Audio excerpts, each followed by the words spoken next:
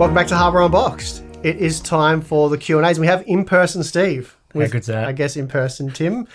So yeah, we're both here in Tim's studio to answer a heap of your questions. And we're going to start with, I think, the YouTube portion. Or have you split it up again this time? Not sure. Might be a mixture. Patreon, float plane, okay. YouTube questions. Well, we have some questions unspecified as to where they've come from, but we'll be answering them all the same. So let's get into it. All right, first question here to kick things off.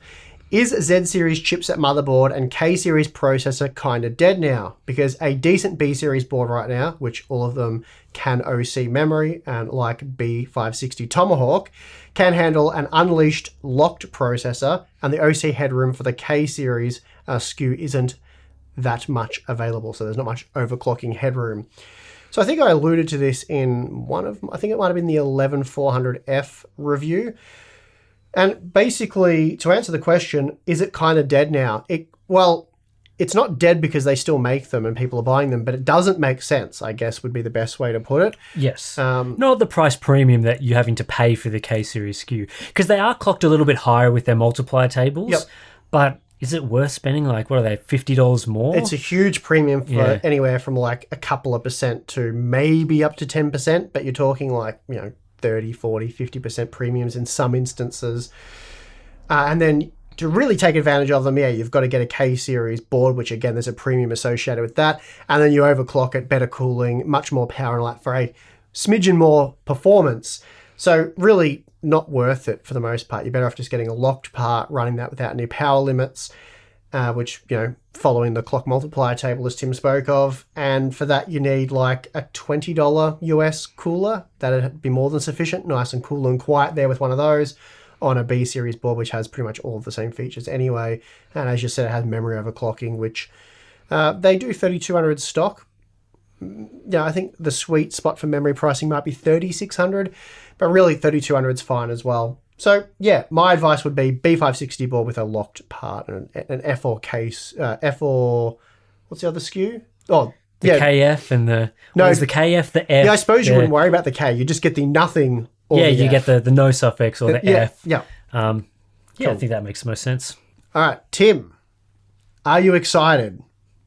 Wait for it. For mini LED gaming monitors. And do you think proper HDR will become a standard for gaming monitors in a few years' time? Well, I'm always excited for new technology. So anything that comes out that uses mini LED or micro LED, and I think people get those confused from time to time. That's always good. I think mini LED is going to be a bit of a step up. I mean, it's not the full micro LED, so we're talking thousands of backlight zones, but not per pixel local dimming, which is like the gold standard for HDR. So I'm excited for more monitors to come out because, again, the current options, you're in the market for a 32-inch 4K monitor, they don't exist. What about mini LED at different resolutions? That would be interesting to see for ultra-wide. So I think there's a lot of things where that would definitely improve HDR. As for whether it will become the standard, I think for anything to become the standard, it needs to be in budget stuff. So even today, is 1440p, I mean, it's kind of the standard, but still a lot of people are buying 1080p monitors. And we're talking in a time where you could buy 4K monitors, where you could buy ultra-wides, where you could buy 4K HDR monitors. So for it to be a standard, it really needs to be in that $200 to $300 price range, which, again, are we talking in this decade for that happening? It's really hard to say, but it certainly would be a long time away. All right, question for Steve here. Maybe I'll chime in, who knows? Maybe. When talking about modern and upcoming games, how much should we focus on single-threaded versus multi-threaded CPU performance? Obviously, it used to just be single-thread, but has that changed now? It's not really, obviously more, in my opinion, future games will be more multi-threaded. That's certainly the way things are trending. So I think that alone answers the question. The single-threaded thing obviously comes from the DirectX 11 era. So most DirectX 11 games, unless they were coded in a specific way, were heavily single-thread dependent. Not so much with DirectX 12, especially if it's a DirectX 12 game that's been built from the ground up. So it's not a DirectX 11 game that is DirectX 12 as well, which means it's just been patched and it's not true DirectX 12. So yeah, DirectX 12 Vulkan games, they are definitely multi-threaded, and the focus on single thread there is not super important. And that's, in my opinion, quite obviously the way forward. Would you agree? Definitely. I think there's going to be some edge cases of games where they'll still be single-threaded.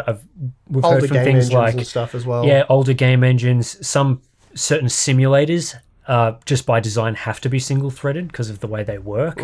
And so even something like Microsoft Flight Simulator, that is, it's not clear 100% how multi-threaded even a DirectX 12 version could be for that sort of game. So we're gonna see some cases where there's still single-thread will be important, but for the majority of games, when we're not talking about simulators or those sort of things, multi-thread is the way forward. I mean, how are games going to get faster if they're still locked to one thread when we're getting processors that continually increase core counts but maybe get 10% single-thread games? The cores are getting faster, but only slightly faster. Yeah, that's right. So that's going to make it more difficult for single-thread limited games to get the performance that they need. The interesting thing will be there's still a lot of games out there that aren't coded for high performance. So you often see this with, getting a game like Cyberpunk to run at 200 FPS, no matter what quality settings you choose, is very difficult. Whereas a game like, let's say Call of Duty or Battlefield, you can often run those at very high frame rates. So it'd be interesting to see whether games that, they're not really targeting high performance, whether they bother making them super multi-threaded, if it, takes a lot of coding effort. Because if they're only targeting 60 FPS, they may not necessarily need. Again, it comes down to the game engines, whether it's a lot easier to do. And there are other benefits to it as well for people who stream and stuff like that. When you're having one thread that's maxed out, it can cause problems. So I think the answer is pretty simple. Multi-threaded is definitely the way forward. And I expect to see a lot more of that moving forward. Yeah, especially with the consoles, All right, I think a Tim question here. I'm going to address it to Tim anyway, because this is sort of your field of expertise, I feel. All right. I'm making it that way anyway. Do you expect AMD's super resolution to be just as good as DLSS 2.0 when it comes out? I've got some thoughts on that, but I will... If I had to make a guess right now, I would say no.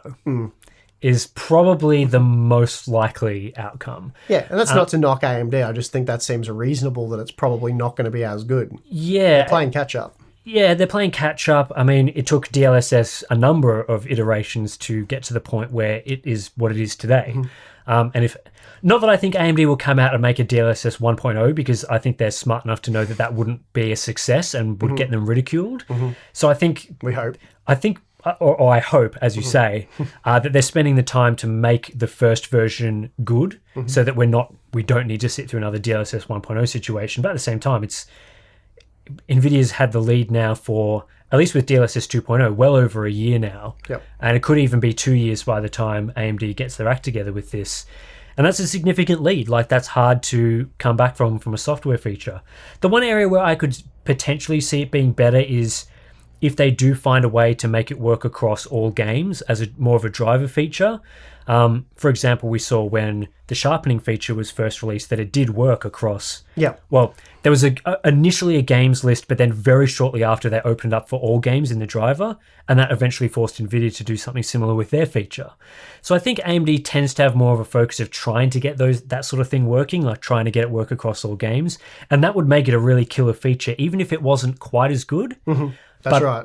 We're asking a lot there. Well, yeah, we don't even know if it's possible. That's right. But yeah, that would be a way of not necessarily making it better in terms of how it works in terms of image quality, but how it's supported. So there are definitely areas where they can easily, well, I shouldn't say easily, how should I word this?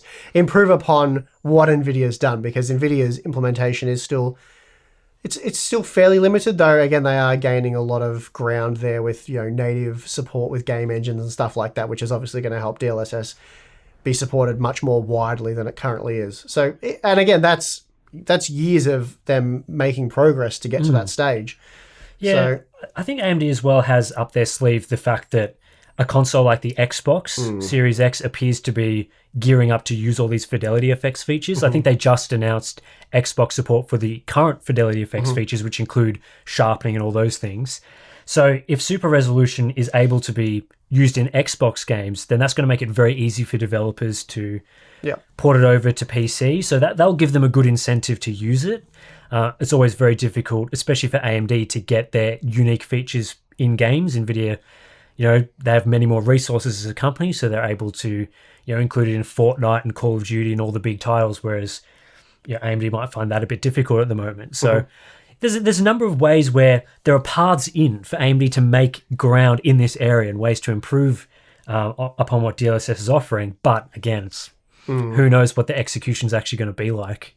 Thanks to the current GPU crisis, what is he talking about? What's going on here? Do you think that gaming services like Stadia and Project XCloud are now viable options? Pretty sure we talked about this recently, but we can elaborate on it, I suppose. I'll talk about it again. But I believe we're of the opinion that not really, because it's two different things. You're wanting to replace something with something that isn't quite it.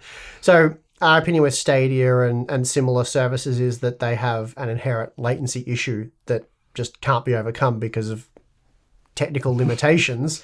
So if you're wanting to play a competitive shooter, Fortnite, Call of Duty, Battlefield, the list goes on, they're not, in my opinion, that well suited to Stadia because there's just too much latency. It's like having a really high ping.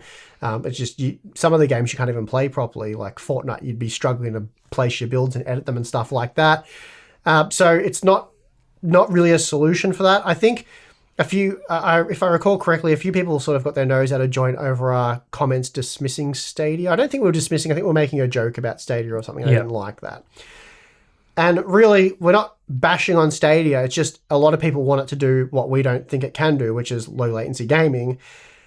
For a casual gamer, like maybe playing a racing car game and again, I'm not saying all racing car games are casual, but you get what I mean, like a more casual sort of game. Like an Assassin's Creed or one of those 60 FPS, 30 FPS. Something like that. It's probably more suited to that. So, we're not saying it doesn't have its place.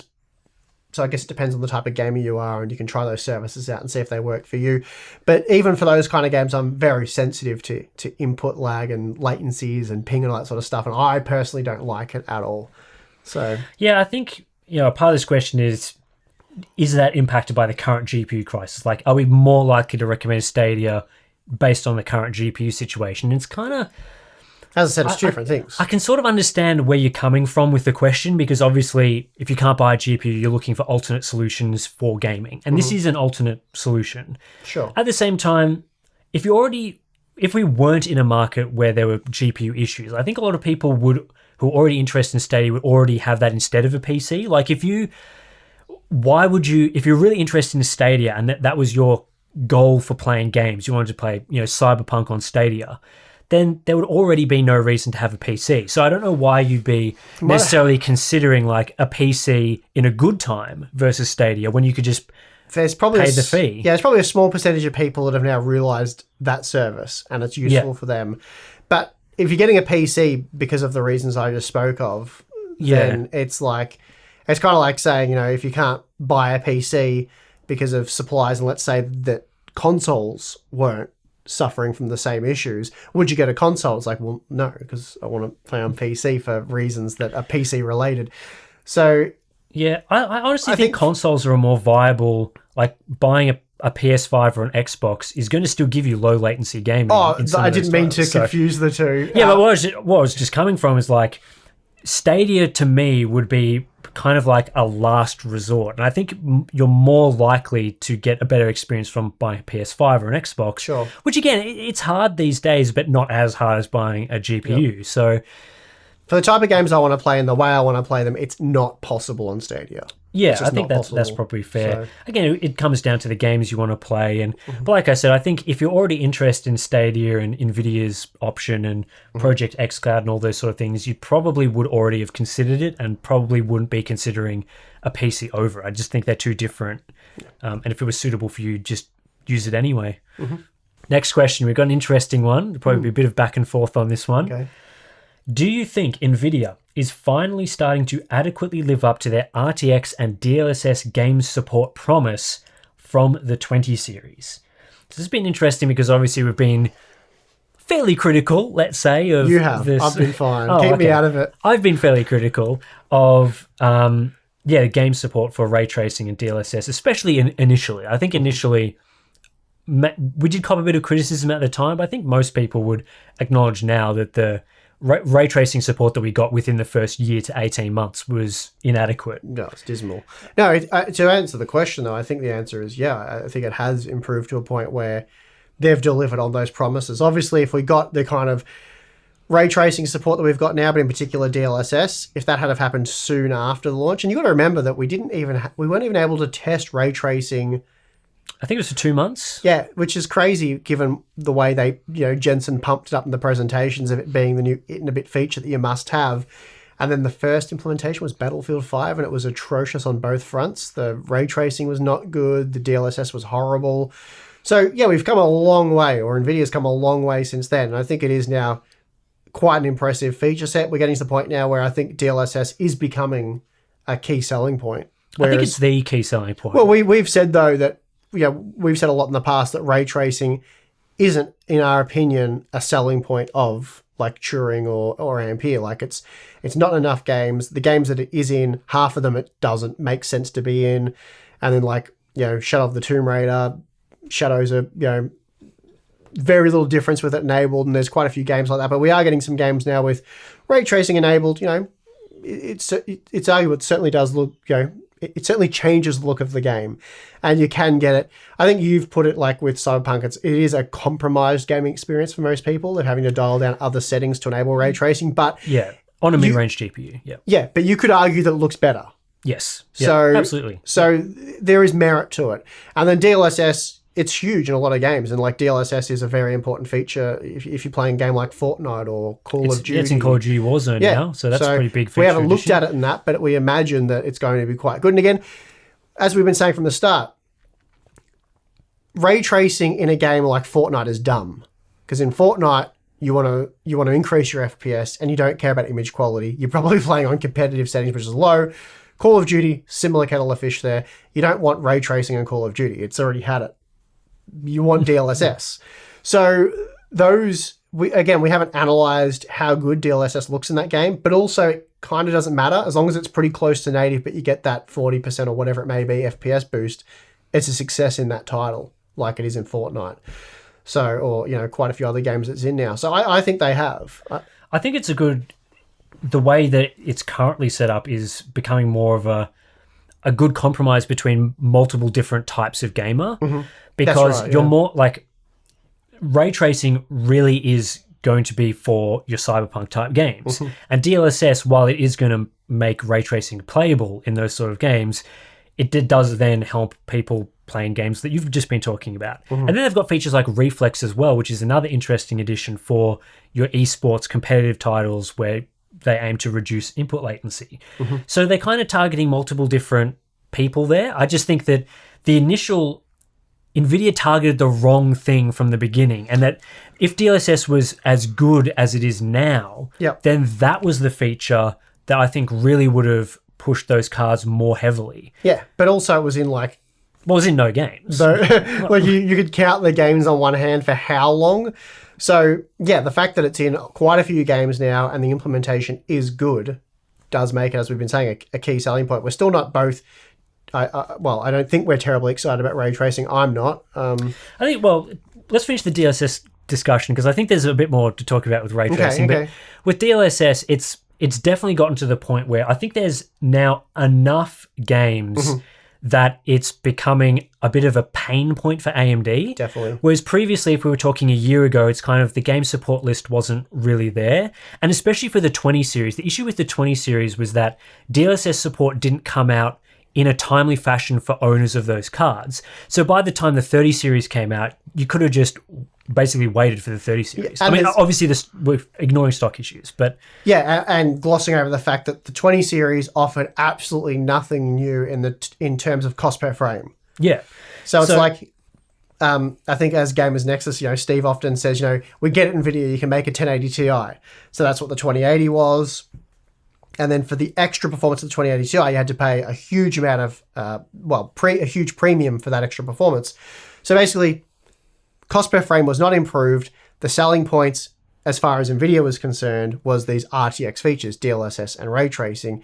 And for the 20 series, it's like the support just wasn't there, or the quality. Yeah, I don't even think it worked that well, though, for sort of your buy and wait thing. Because a lot of people have brought up the thing of, oh, well, okay, people of the 20 series got rolled at the time because no games support any of these features. But if you held onto that card, well, now you can start using DLSS. But in my opinion, it's still a case where if you were upgrading for those features, you were better off just waiting until the next generation, which is kind of what we said at the time was probably going to be the case. Definitely. But certainly now, I think that, as we said, DLSS is in enough games, it's supported in enough of the key titles that people may want to play, that AMD is suffering from not having it, whereas that wasn't the case 2 years ago. Definitely. With ray tracing, I think a lot of this question is specifically asking, is it finally starting to adequately live up to the game support promise from the 20 series? I think ray tracing probably still isn't there. It's in terms of closer for support. sure. It's closer, but if you look back at the presentation where Nvidia was talking about like Shadow of the Tomb Raider, the reflections in Battlefield, a lot of what they were showing was much more impressive than the average ray tracing game that we have today. Yeah, and there wasn't the whole performance penalty associated with that either. They didn't really talk about that at the time, did they? It was unclear what kind of... I don't think... Obviously, no one expected the performance impact to be anywhere near as significant as it was, because I remember at those events when it was like press were leaking out, oh, it's only playing it at 60 FPS, and everyone was horrified that an RTX 2080 Ti was playing Battlefield 5 at like 1080p at 60 FPS. And then it turns out, it can even be worse than that. So... Yeah, I think with ray tracing, DLSS is easy because it makes games better most of the time. So if a game has DLSS, it's like, that's a tick. We can add that to the list of games that use it. Whereas with ray tracing, it's so much more complicated in that it's like, well, in some games it looks good. In some games it does virtually nothing. So it's like, do you count a game where it just ray tracing shadows and doesn't really do anything as being like a key ray tracing title? Or do you only focus on the games where it makes a significant difference, like maybe a Watch Dogs or a Cyberpunk or a Metro Exodus or one of those, or Control, one of those titles? I still think we're at the point where, and this isn't really Nvidia's fault at this point, I don't think, but it's like game developers are only some of the time choosing to use ray tracing in a way that is worthy of buying a ray tracing GPU. So if we rattle off like the list of games, and we just almost listed off the entire list just then, of games where it's really key to run ray tracing, it looks good, it improves the game, it's still not, we still don't have that many games. Yeah, it's very few games. So, and that's only going to improve over time. It's going to be a big, a big push as consoles support it, AMD supports it. That's going to create more adoption. But at the moment, again, I guess Nvidia didn't really promise it to be in like a trillion games right from the start, and we're probably we're definitely closer today than we were back then to an adequate amount of game support. And it's good in games like Cyberpunk, but I think overall, DLSS is really the thing that they've been able to live up to, taking a few iterations, but we're currently there, I think. All right. Can high refresh rate monitors with bad ghosting be fixed via software updates? If yes, do you know how common this is? Also, is there any luck component to monitors' quality similar to the silicon lottery? Well, I think that's a Tim question. Okay, well, I'll answer the first part first. Can high refresh rate monitors with bad ghosting be fixed via software updates? Potentially, in that if a monitor maker wants to put more time and effort optimizing their overdrive settings, like let's say you have a monitor that has bad overdrive settings that aren't that optimized, you're getting a lot of ghosting, then that theoretically could be fixed. But there's only so much you can do. Like a lot of ghosting is just a monitor panel limitation. It's just too slow. You can't make it any better. So in a sense, it could be fixed. How common is this? I'd say it's probably not happened ever, or maybe once or twice. It's not something that you commonly see. They engineer it at the factory, they call it a day, is basic. So uncommon. I've seen monitor manufacturers add in new features from time to time, like it might be a slightly higher refresh rate, but fixing overdrive is rare. Is there any luck component to a monitor's quality similar to the silicon lottery? Not really. The main luck thing I think would be like your dead pixels, like whether you do or don't get dead pixels is a bit of a luck thing. I've tested two of the same monitor before and got very similar performance. Certainly much less than you would see from CPU samples if you tried to overclock them. And that's simply because the monitors aren't being overclocked. They just run at the... they're working within their Yeah, so there might be a bit of difference in, say, you wanted to overclock them using, a custom resolution utility. Pushing the limits, basically. Pushing the limits, there's going to be some difference there based on what they can do. But if you're looking at stock operation and I think most of this question is probably, can you get one monitor with like good levels of ghosting and another monitor with bad levels of ghosting based on silicon lottery type stuff? And I haven't seen that. The testing results are very, very similar. That'd be like really loose quality control. It would be, yeah. So there's always some variance, but the variance is small enough that I wouldn't say it's like you should be getting a binned monitor or something like that. All right. Any new products on the horizon that you're excited about? I'm going to answer it because mine's actually a monitor answer. Okay. So I'm very excited about the upcoming 4K 144 hertz or high refresh rate 4K displays that are 32 inches in size, or 30 to 32. You are desperate. Very desperate. I've been waiting well over a year now, over a year for that particular product to surface for reasons that I've explained, I think, in Q&As and things before. So I won't go into my personal reasons for wanting one, but I want one. I want it now. So that's what I'm desperate for. And I think they're coming very shortly. Yeah, it should be next couple of months, I'd say, on that one, which is interesting. I think it's kind of, in the current climate, it is hard to get excited about a lot of the other stuff that's happening, like graphics cards. That's right, because it's like I'm really excited to be able to buy an Ampere graphics card whenever I want to, or an RDNA 2 graphics card. So it's like, I'm excited to be able to buy the things that were released last year or throughout the early stages of this year. I'm not really looking forward to the next generation of GPUs or CPUs or whatever. I'm looking forward to be able to make a build guide and not have it entirely based on availability.